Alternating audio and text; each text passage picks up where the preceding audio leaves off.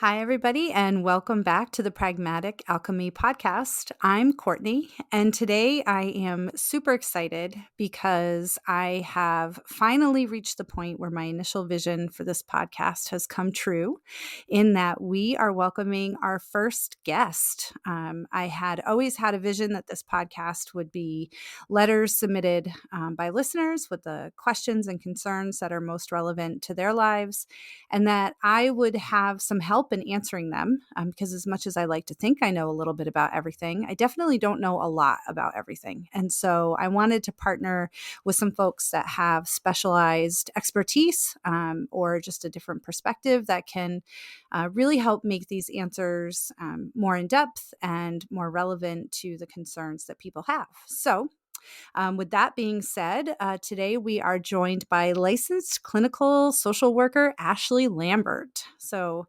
thank you, Ashley, for being here. Why don't you tell everybody a little bit about yourself and your professional background? Great. Thank you, Courtney. Hi. So my name is Ashley.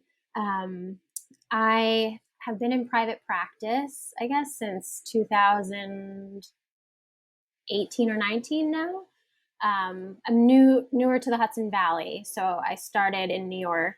I went to grad school at NYU, um, and did my MSW there. And then did my training at an outpatient clinic in New York. Got my hours there, um, and and then moved up here for personal reasons. I had a daughter, so moved up here to the Hudson Valley, and started my private practice up here. And I do have I'm very passionate about working with eating disorder recovery, or even just, not even full blown eating disorder diagnoses, but just people that want to work on their relationship with food or body image.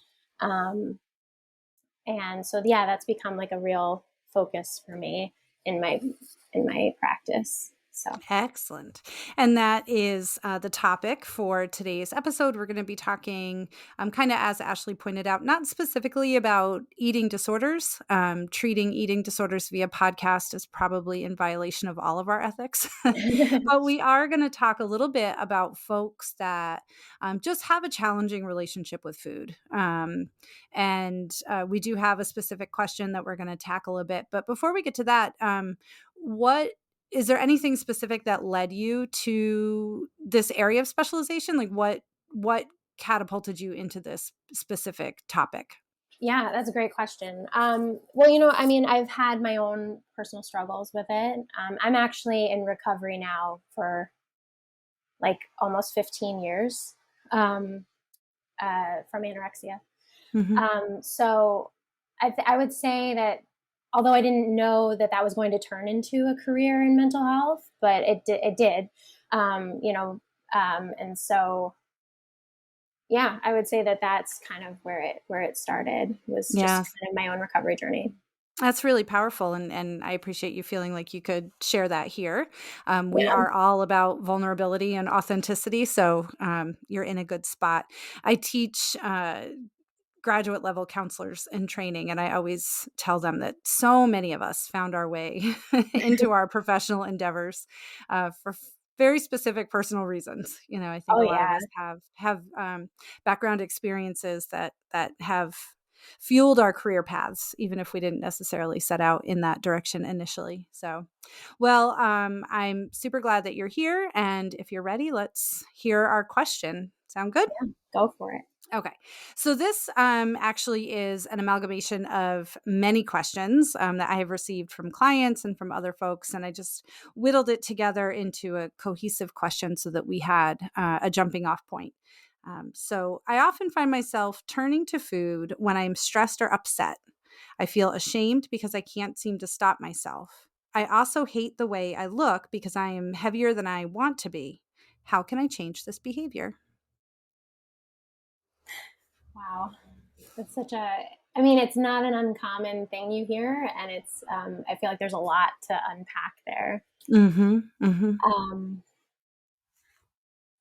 yeah, I mean, I think like at first I would probably want to inquire a little bit about you know, well, you said that, okay, so they're turning to food to deal with emotions, right? Yes, that's what I hear most frequently. Yeah, it's a Okay. comfort, it's a soothing, activity, but then carries with it a lot of these negative consequences of changes in their bodies or just really feeling guilty or ashamed. Yeah. Mhm, Yeah. I mean, and that's not those feelings that come with it are not uncommon either. Guilt and mhm, shame, and shame is a big one. mhm, Um, mhm, I mean, I guess, yeah, I think it's important to maybe like explore with a client, um, maybe like, when is this likely to happen? Like, when do you find yourself, turning to food for comfort? Maybe mhm, there's certain triggers, right? Or mhm, certain uh, things going on that might perpetuate that. Um, starting to kind of like hone in on that, I guess, yeah, those times when it really pops up. mhm. So And then I looking for think, patterns and stuff. yeah, patterns Mhm, for mhm, sure. Like, mhm, like stress with work, or maybe there's some relationship stuff that's going on that could trigger it, or family stuff. Yeah, it could be anything really. So that's where I would start. Um, and then I would look into like just maybe the like, are there certain foods in particular that they're like likely to turn toward, more so than others, right? Are there certain foods that are more comforting than others, and mhm. exploring that, Yeah, because it's because never lettuce, right? it's never lettuce. It's never. Well, I mean, it depends. Yeah, You just I guess maybe it could, but in my life, it's never lettuce. no, no, no, exactly. So yeah, that could also be helpful information to know, because oftentimes, and I'm sure I mean, this is very big in the culture right now. People are talking about diet culture and how Mhm, it's harmful, and which is great. I love that people are talking about this and trying mhm, to challenge it, because for a long time it wasn't challenged. It was very mhm, like mhm, accepted and toxic. Um, so that's great.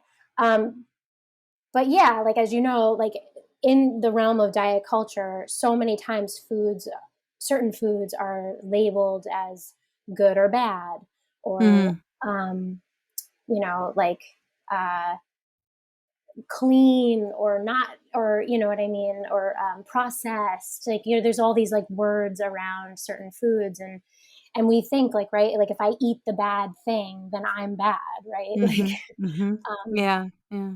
so sometimes when we um, uh, set ourselves up in this way in relating to food, then well, yeah, then we're going to develop feelings of guilt and shame around eating certain foods that we deem as like forbidden or just bad in general. Mhm, mhm. Yeah. So recognizing I'm going to keep a running list of kind of like the takeaways for folks. So recognizing triggers, situations, recognizing maybe triggering foods, and Mhm. also checking in with thoughts and values and judgments around different types of foods. So those are Yeah. some things that people could do to start to get started on just sort of knowing themselves a little bit better, knowing these behaviors, getting a little bit more familiar with these patterns. Yes. Yes. Yeah. 100%. Yeah. Those are three great starting places, I'd say. Yeah. Um, yeah. So, one of the things that comes up a lot when I'm working on this particular topic with clients is this idea of with other uh, habitual behaviors, specifically what comes up is substance abuse. If somebody is using alcohol in a way that they're not comfortable with, they can just make a decision to no longer use alcohol. Right. And we Correct. know it's not quite that simple, but there is this idea of you can just abstain. Can't abstain from food. Right. So how could somebody navigate that specific part of this is a thing I need to engage with multiple times a day, every day for the rest of my life? It doesn't have that kind of exit strategy of abstinence. Yes. Oh, that does change it, right? I'm so Mhm. glad you brought that up, because oftentimes people do try and draw these parallels between substance abuse and eating disorders, and they're, Mhm. while there are overlapping similarities and behaviors, they are completely different things for the reason that you just said. Because, like with alcohol, like you said, like you don't need alcohol; you can abstain from it. Um, and 12-step programs are great. I'm a big advocate for them, but it's funny, like I know OA exists, but I would never send a patient to OA, because I do Mhm. not think a 12-step program obviously applies to somebody who's struggling with food, because Mhm. we can't think about this in an abstinence based kind of way. Um, so yeah, so okay, so how do I deal with that? Like, how do I navigate this relationship? Good question. Um, again, like I think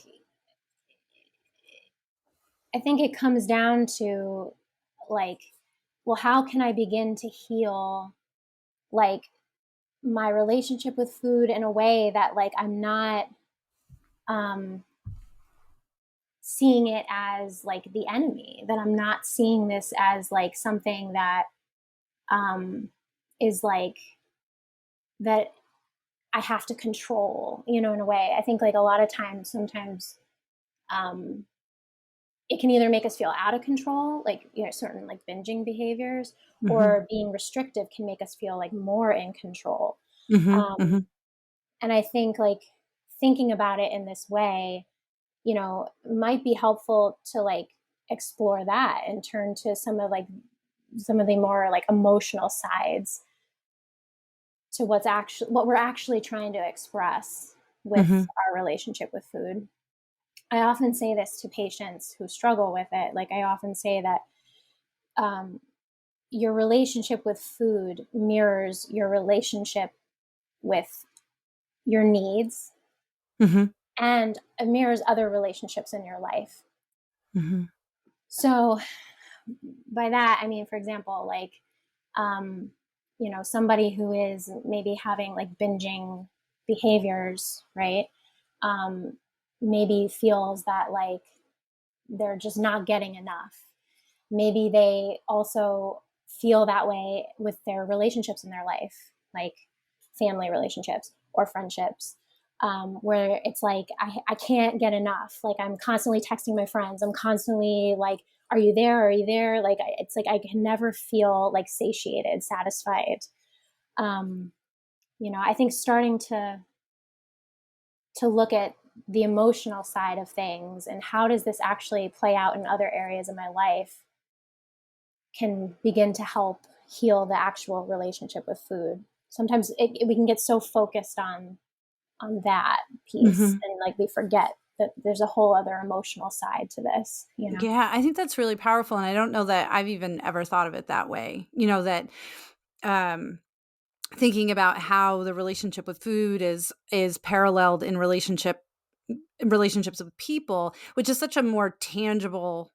I don't know, it just feels like it's an easier thing to tackle Yeah. because the food thing is so loaded and has that kind of biological component of you need it to survive, right? So Yeah. even kind of like taking that out of that context, applying it to a different context where the same dynamic is interplaying, that's really great. That's super helpful. The one thing too that I think you were touching on is an idea that I talk to clients a lot about also, which is an understanding that all of our behaviors meet a need. So what Yeah. is the need? Really Yeah. getting into that underlying piece of, it's probably not about the food. There's some other need underneath that. And through self exploration, you can identify what that need is and then maybe find more helpful ways of getting that need met. Yeah. Yes. Oh, I love that. Like, what is the need here? Like, I feel like we are of a very similar mind with that, because I'm always like focusing on that with my patients too. I'm like, what do you need right now? Like, Right, right, and sometimes right. it's like one of the hardest questions to answer for a lot of Yeah. people. I Um, just I'll totally self-disclose here. I was just having a therapy session of my own and my therapist was like, "What do you need?" And I was like, what? Like, what even is that question? Like, I don't even know how to answer that. Yeah. Yeah, Yeah. it's And I mean, I do this for a living and I'm still like, I don't know. yeah. Yeah. Well, we're It's tough. human, and Right. so yeah, Right. like Mhm. exactly. Yeah, it can be a really tough question to answer. Yeah, yeah. Yeah. So when you're working with folks and trying to identify what those underlying needs are there different strategies that you've found helpful for people that, not necessarily something that you're doing to help them find the need, but ways that you're guiding them to understand their own needs better? Yeah, definitely. I mean, I often encourage patients like to just check in. Sorry, I bounce back and forth between patient client, so Yeah, yeah, yeah. Nope, I get it. um, Yep. but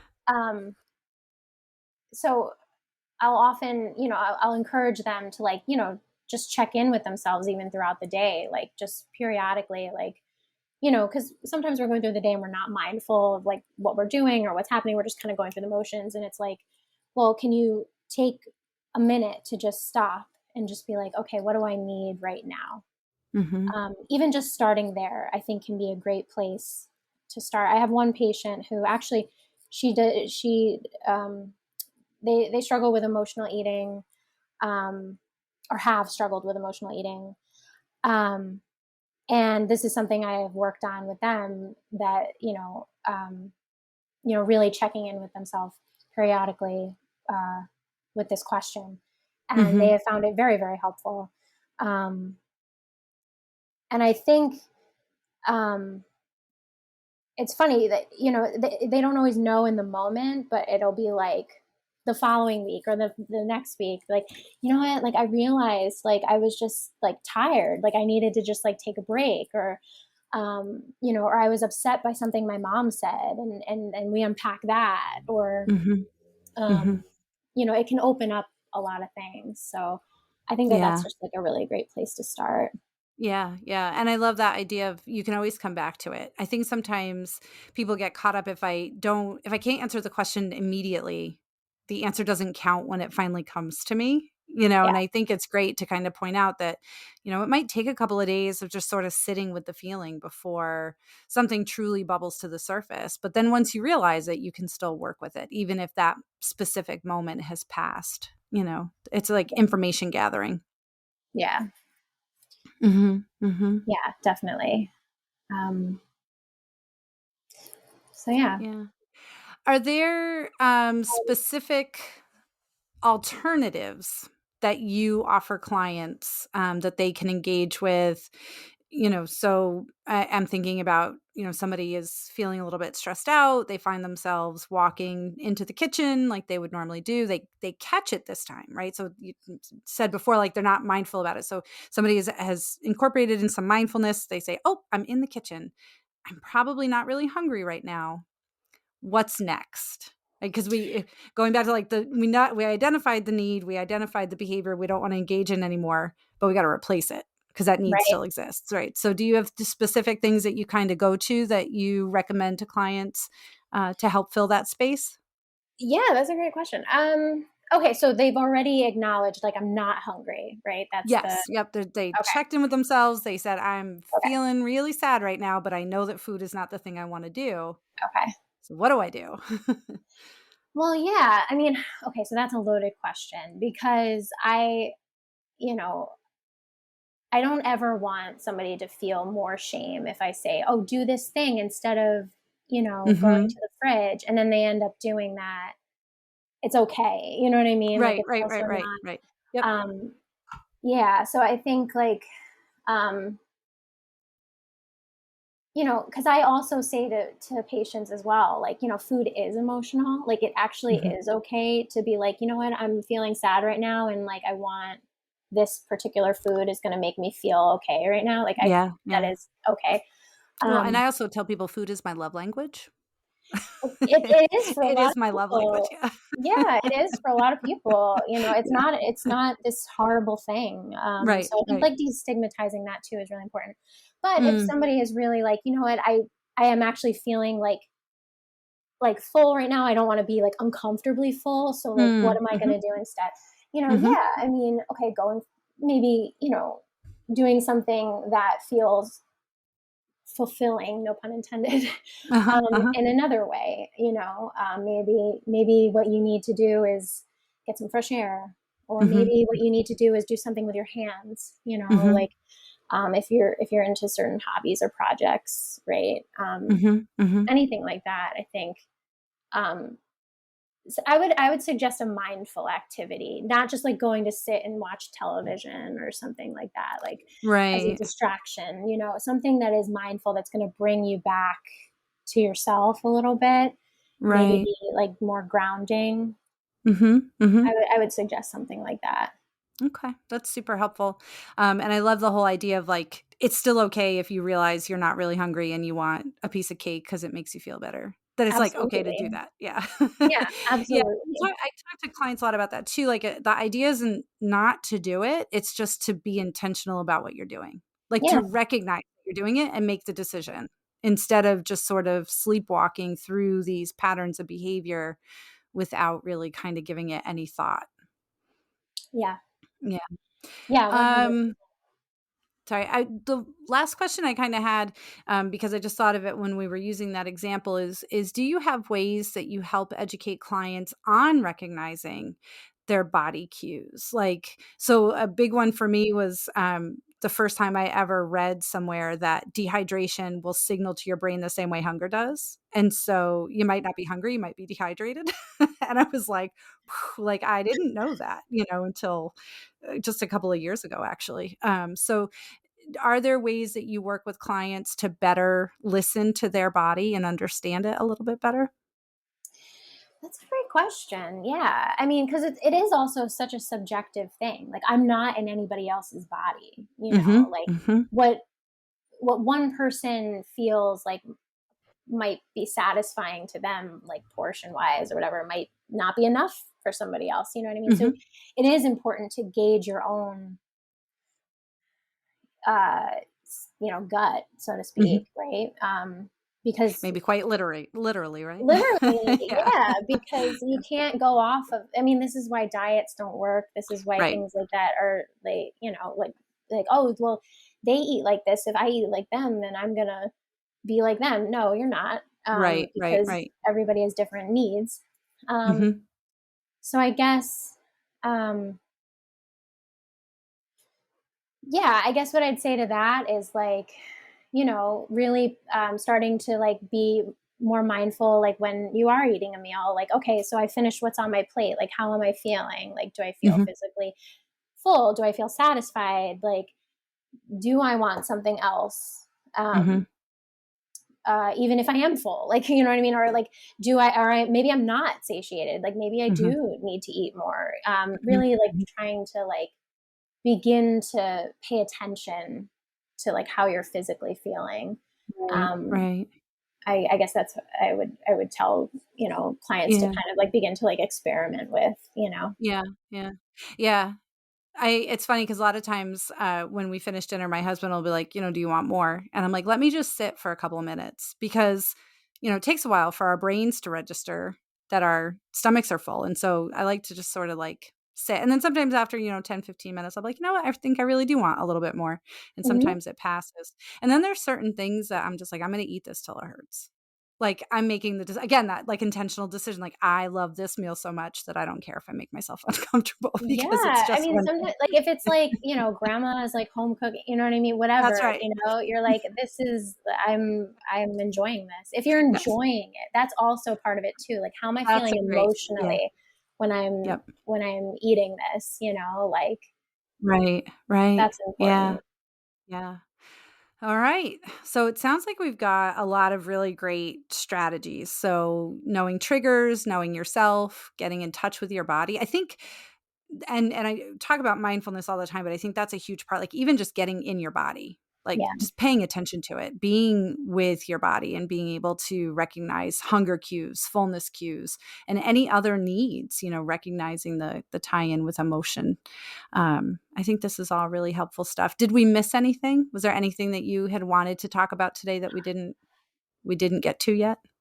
I don't think so. I think like, yeah, I mean, I feel like you asked really good questions, and that are really applicable to like, most people that, because like I said, this is really in the culture, like Mhm.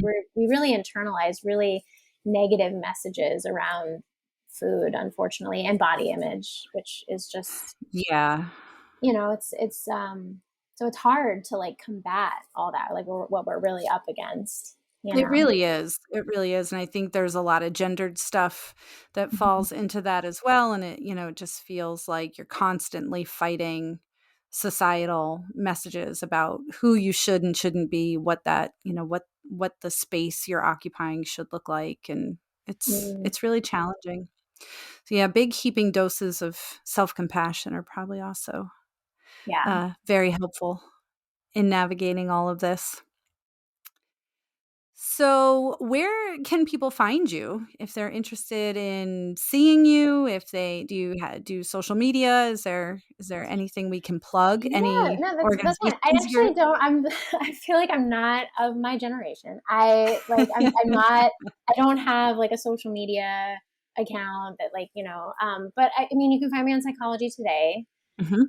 Okay. I do have a Psychology Today page, and my information is on there. I mean, people can email me. I don't mind sharing my email. It's I can put it in the show notes. Okay, Yeah, yeah, and then that's people can find fine. you. So, and you're in person or remote or both?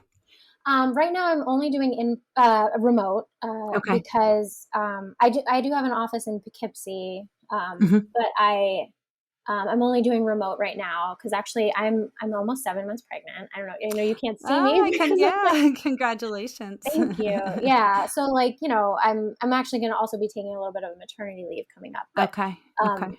yeah, but so once the baby gets a little older, I'll probably maybe think about going back to the office. Okay, okay.